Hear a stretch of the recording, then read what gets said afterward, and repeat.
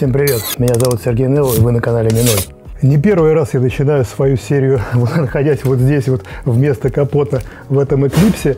Здесь должен находиться свапнутый мной мотор 613 Twin Turbo с автоматической коробкой передач от Mitsubishi Galant VR4, ну или Legnum, как хотите называйте. И сегодня мне опять-таки предстоит сюда запихнуть мотор, не последний раз, но практически предфинальный раз. По крайней мере, я очень надеюсь, что я даже смогу его запустить. Так что будет дальше, не переключайтесь. Также я не один раз говорил, что я не хочу отмывать мотор, я хочу его оставить весь грязный и в какой-то из серий сделать его полную реставрацию. Но дело в том, что вокруг все такое блестящее, подкапотку всю привел в идеальный вид, все отпескостроил, отаквабластил, что мог, покрасил порошком, новые трубочки, там новые болтики, все, что, ну, я даже взяться за этот грязный мотор не смогу, чтобы нормально его установить. Все раздаточки приведены в новый вид. Привода покрашены порошком, отакваблачены гальваникой, восстановлены гайки, шайбы и все, что можно было восстановить. Привода сейчас тоже буду устанавливать уже финально.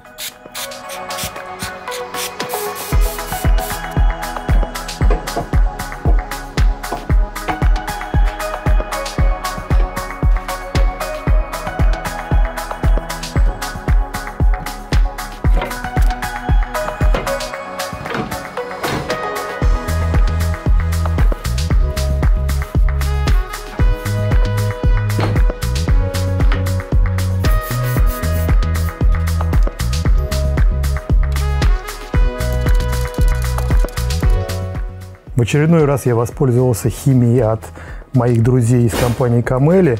Вот такие вот баллончики я применял. И, в общем-то, совершенно вручную, даже практически не применяя какие-то методы воздействия и щетки, очистил этот мотор от вековой грязи, от нагара и от масляных пятен. Да, конечно, его стоит еще помыть более тщательно. И еще будут впереди серии, где я буду это все красить и восстанавливать. Но сейчас он чистый и красивый, и я смогу его спокойно установить в подкапотку. Ну, кстати, если кому-то интересно более подробно рассказать о химозе, которую я использую в данный момент, то напишите в комментариях. И я думаю, что я сделаю даже отдельный видос по этой всей химии. Их очень много различных баночек, этих скляночек и приспособ из химических составов для разных способов очистки и для разных методов очистки. Поэтому напишите в комментариях, интересно это вам или нет.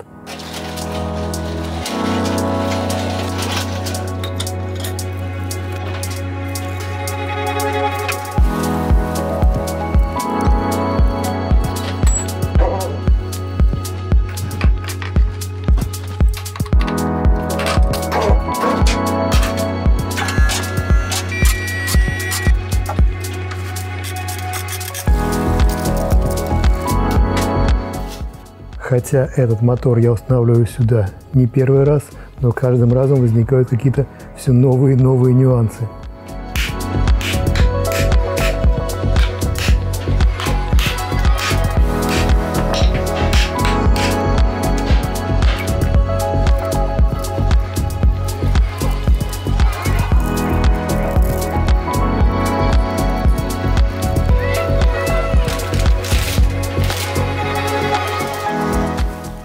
Я сделал термоизоляцию моторного щита. Ее пришлось делать по-любому, потому что вот турбина задняя находится очень близко к моторному щиту, и не хотелось, чтобы что-то от нее нагревалось. Я думаю, что потом впоследствии надо будет сделать еще вот здесь дополнительный термощит из популярного ныне материала. Что касается трубок-ГУР, то в целом они все уложились очень красиво, кроме одной. Вот эта трубка, про которую я говорил, которая от праворукого Legnum, не совсем сюда подходит, потому что она выходит совсем в неудобное место. И я думаю, ее придется заменить на трубку от леворукого Галанта, от европейца. Она покороче и выходит более красиво. Что касается радиатора, я очень хотел поставить радиатор от Legnum, но проблема в том, что он выше, буквально на 2-2,5 сантиметра он выше и не влезет сюда в наш маленький и низкий телевизор. Капот просто не закроется, то есть радиатор будет стоять вот так. Так что придется что-то выдумывать с радиатором новое. А так было красиво подключить все родные легнумовские трубки от АКПП, от всего, прямо в штатные места, где они и были. В принципе, сейчас надо сделать выпуск, впуск, подключить электрику, и тогда можно как-то сказать, что подошло дело к завершению. Но я поступлю по-другому. Я сейчас навешу все косы от Легнума и попробую запустить этот мотор. Все-таки она же когда-то работала. Главное, масла не забыть залить.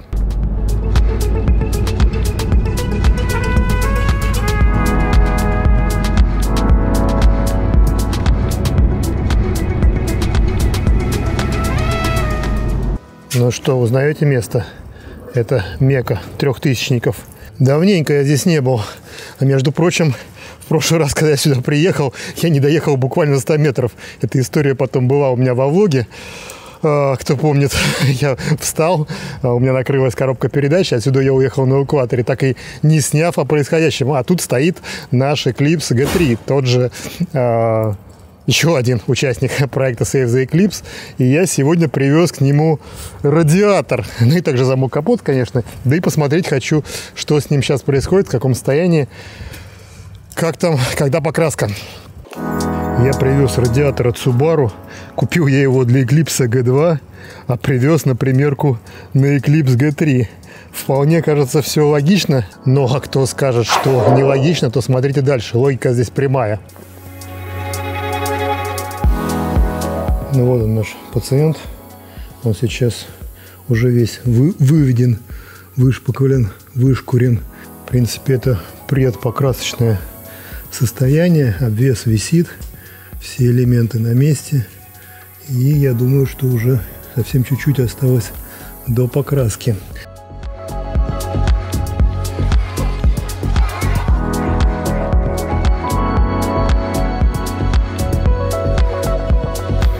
Так, ну этот радиатор встал сюда. В целом вполне нормально, учитывая, что сейчас нижние уши крепления еще не выпрямлены, то он еще уйдет чуть-чуть ниже. А так в целом как штатный. Но и теперь возникает логичный вопрос, а почему не штатный радиатор, даже алюминиевый можно подобрать, например, от того же G3? Ну, по поводу G2 я еще расскажу далее, а по поводу G3 ситуация такая. Ну, я не нашел радиатора толщиной в 26 мм, а именно такой радиатор, по моему мнению, наиболее оптимальный. То есть он как родной и продувается хорошо, и размер большой, площадь большая, потому что все толстые радиаторы, типа там 30-40, то есть 40-50 мм, они ни хрена не продуваются, особенно вентиляторами. То есть каким-то потоком с направляющим еще как-то можно его продуть, а вентиляторами практически нет. И машины с этими большими радиаторами частенько перегреваются. Поэтому я искал именно радиатор тонкий, в данном случае 26-миллиметровый, низкий, и который подходил бы под габаритом, да еще и имел крышку в радиаторе, заливную крышку на радиаторе, потому что у нас мотор 613, и у него радиатор такой штатный. Так что теперь я могу на G3 заказывать такой же второй радиатор, но не все так просто. Чтобы его сюда поставить, придется сделать немало кастома, то есть это все-таки будет основой. Что я с ним буду делать, расскажу дальше. Если кому, конечно, интересно, пишите в комментариях, интересна эта тема или нет. Я думаю, посвящу ему чуть ли не отдельную серию. Я думаю, даже следующую. Ну, еще один элемент, ради которого я ехал сюда, это замок капота. На самом деле у меня есть несколько замков капота якобы от этой машины. И я всегда думал, что они именно от нее. Но, как оказалось, здесь был установлен замок от второго поколения. Он имеет немножко другой принцип крепления. У него тут ухо еще дополнительное. И если на два уха его закрепить, то оно будет стоять. Но это вот родной замок от G3. Вот тут он так стоит, снизу крепится. Ну, теперь, в общем, будет оригинальный нормальный замок. А притом нашел я его в идеальнейшем состоянии, практически новый. Его даже не придется цинковать или еще что-то делать. Просто поставим и все, и маслицем покроем. Ну что ж, пора ехать собирать G2. Глядишь, он и заведется сегодня. Ну а G3 скоро приедет на те же все самые работы. Я думаю, не придется, конечно, так подробно рассказывать, как и G2, но в целом Все то же самое, что я сейчас делаю. Трубки, гуры, моторы. Все здесь придется также повторять. Хотя немножко не так.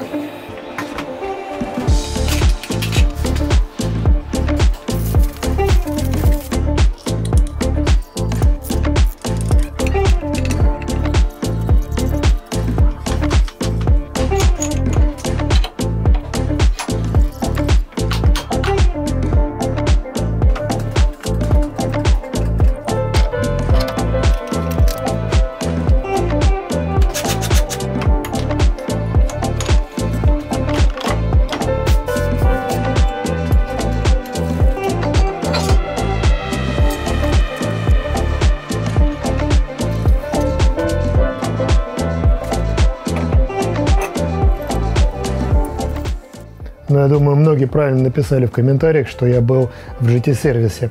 Кстати, сейчас ребята делают интересный проект. Они приводный GT3000 переделывают на полный привод. И если вам это интересно, пишите в комментариях, снимать ли об этом видео. А между тем, Eclipse уже на колесах.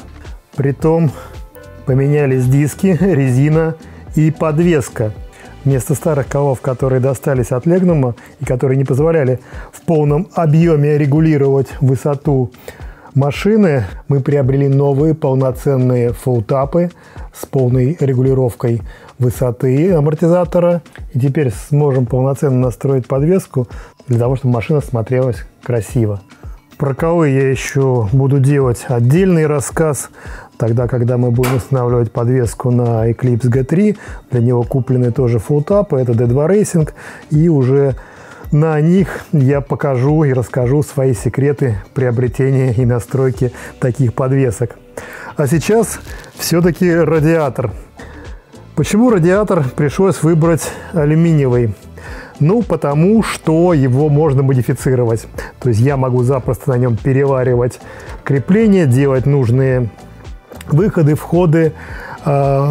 И почему же не встал сюда родной радиатор? Да так же, как и с G3, так еще более проблематично. На моторе 613 вход и выход на радиатор находится вот здесь, а выходы на оригинальном радиаторе находятся с другой стороны. И чтобы не тянуть через пол машины какие-то трубки и не делать много колхоза, я думаю, лучше выбрать радиатор, у которого выходы находятся с нужной нам стороны. И при этом приходится брать радиатор от Subaru. Почему от Subaru? Ну, у него нужная конфигурация, он не очень высокий и, в общем-то, встает в телевизор G2 очень хорошо, как родной. Единственное место, которое придется переделать, это выход на крышку радиатора. Она слишком высоко, и капот здесь не закроется. Но это не столь проблематично. Можно вообще, в принципе, ее убрать и поставить крышку в переходном патрубке или сделать прям вот в этом патрубке верхнем на моторе. Посмотрим, как это все будем делать. Но еще предстоит переделать диаметры. У Subaru диаметр входов-выходов 40 мм, а у нас на Eclipse и на Legnum 35 мм. И мне придется переварить вот эти входы-выходы на радиаторе, чтобы привести их к диаметру такому, как стоят на моторе. Также думаю попробовать подобрать силикон под это все дело. Вот этот набор от Eclipse G2. Но он, конечно, прям впрямую не встанет, но в целом на его основе можно будет что-то сколхозить довольно-таки симпатичное. Проблема в том, что выходы на печки находятся рядом с турбиной, и там очень сложно будет развернуться, поэтому придется что-то выдумывать. Так же, как уже навыдумывал я с вакуумником. Мне уже советовали развернуть родной вакуумник от Legnum на 180 градусов. Так я и сделал. Теперь выход находится с нужной мне стороны, и шланг соединяется с мотором очень удобно. А так-то, в принципе, выглядит все абсолютно так же. То есть он симметричный сверху и снизу, справа и слева. То есть я его просто развернул.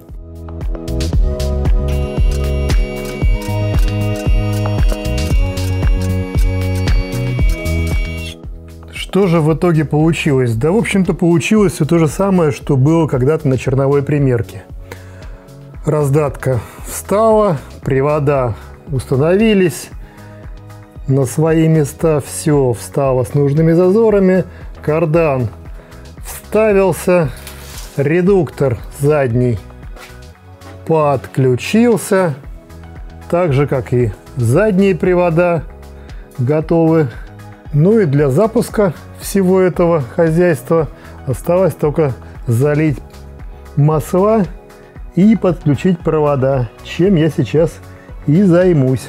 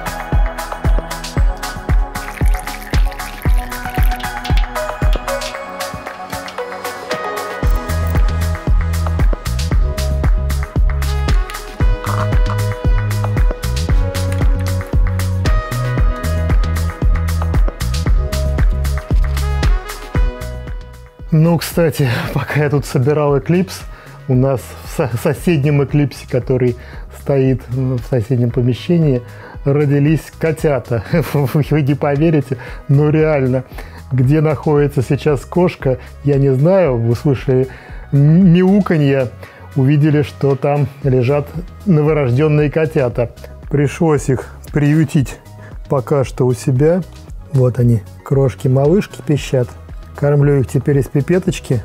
Буду делать смеси, если кошка не вернется. Ну, а если все будет хорошо и у меня получится их выходить, то есть 2 котенка.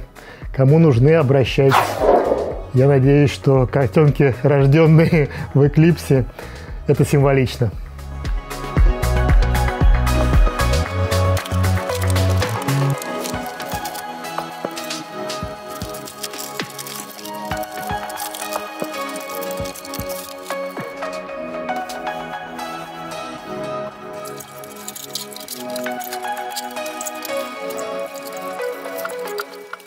Вот этого этапа я ждал меньше всего. Вот это все вокруг – это проводка от Legnum.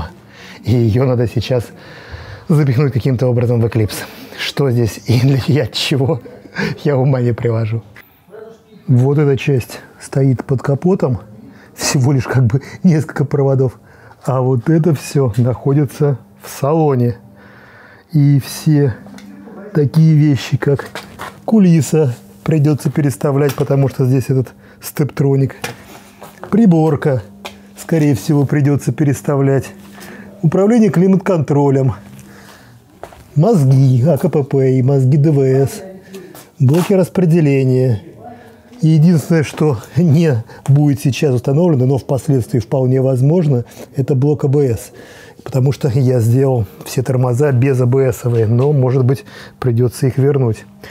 Еще вариант, который предстоит, возможно, осуществить, это вставить потом, впоследствии, леворукие косы. Это вот 2 проводки от европейского Галанта. И я попробую их потом совместить с праворукой косой. Но сначала попробую все построить на праворукой легновской проводке. Если в процессе будет много колхоза, тогда буду смотреть варианты с леворукой косой от Галанта. В общем, начну запихивать. Начну я, пожалуй, с блока предохранителей. Первый его размещу под капотом и уже от него начну действовать. Вся проблема в том, что у Legnum несколько входов кос в моторный отсек. На каждой косе свой, а у Eclipse их меньше. И то, что было проложено у Legnum посередине, у Eclipse это идет с правой стороны. В общем, все попробую сейчас установить. Надеюсь, что это получится.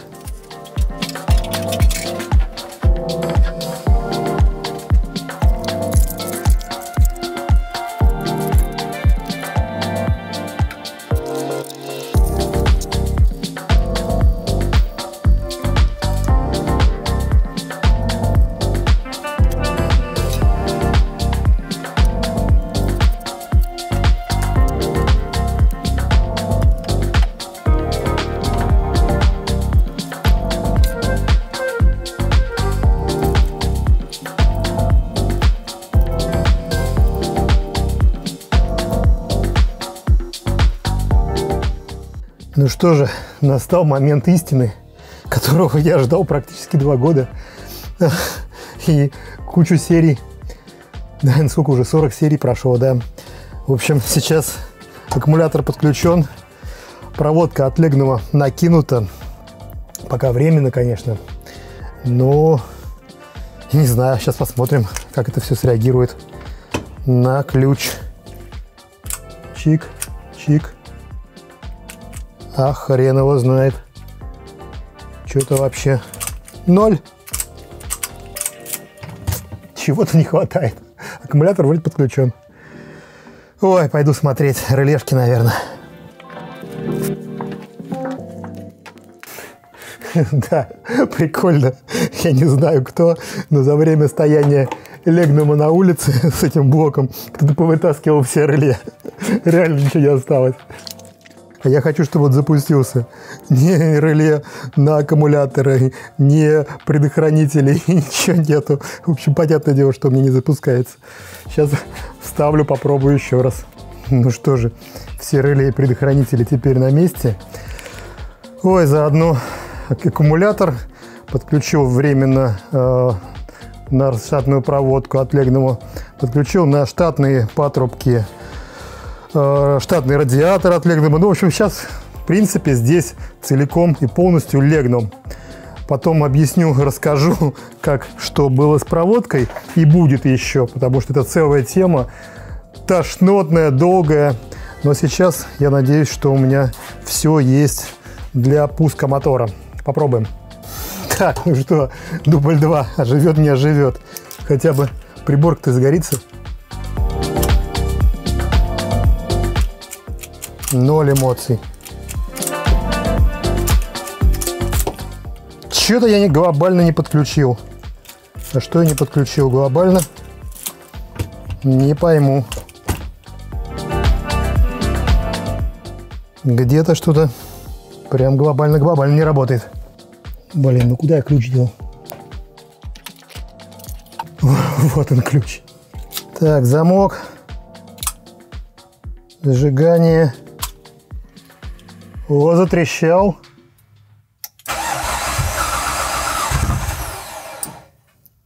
Оно почти работает.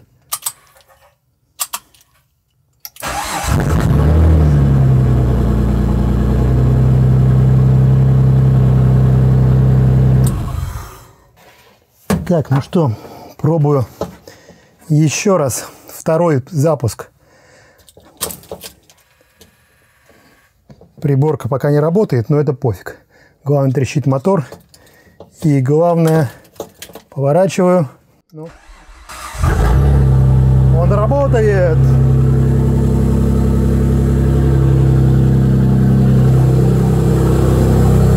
Все. Она ожила. Я не знаю пока как, ой, там бензин капает, но это все фигня. Сейчас пока не важно, главное, что он работает.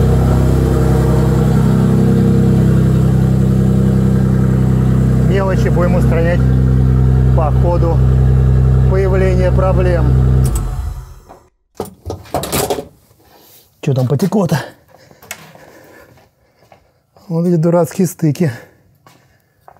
Да, вот он капает. Ну, в общем-то, буду разбираться с этим уже не сейчас. Что-то мне уже... Ой, сил больше нет. Надо и отдохнуть. Так, ну пусть капает это топливо. Ничего страшного. Немножко теста в коробке. Включится, не включится. Так, заводим. Заводится она с полпинка.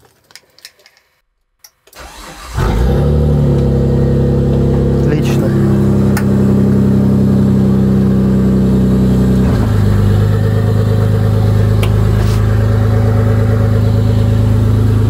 Ну и чё?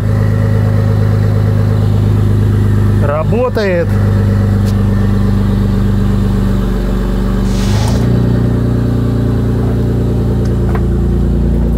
Тормоза нет.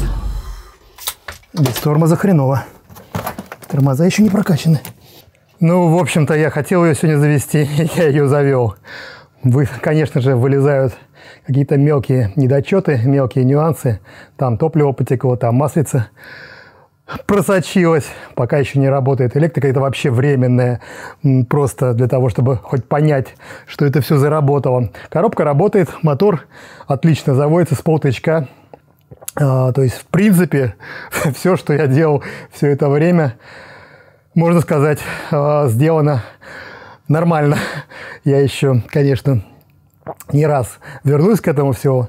Еще много-много-много всего надо доделать, но сам факт. Машина работает и, в принципе, едет. Я думаю, следующую серию я начну как раз с тест-драйва. Как раз уберу маленькие недочеты и еще пока на временной проводке прокачусь по улице, потому что там вообще вьюга, метель, пурга, хоть и начало апреля. Ну что же, сегодняшняя кота-серия не специально спланирована, да, так получилось. Сначала в одном сервисе кошку встретил, потом в нашем целое семейство появилось.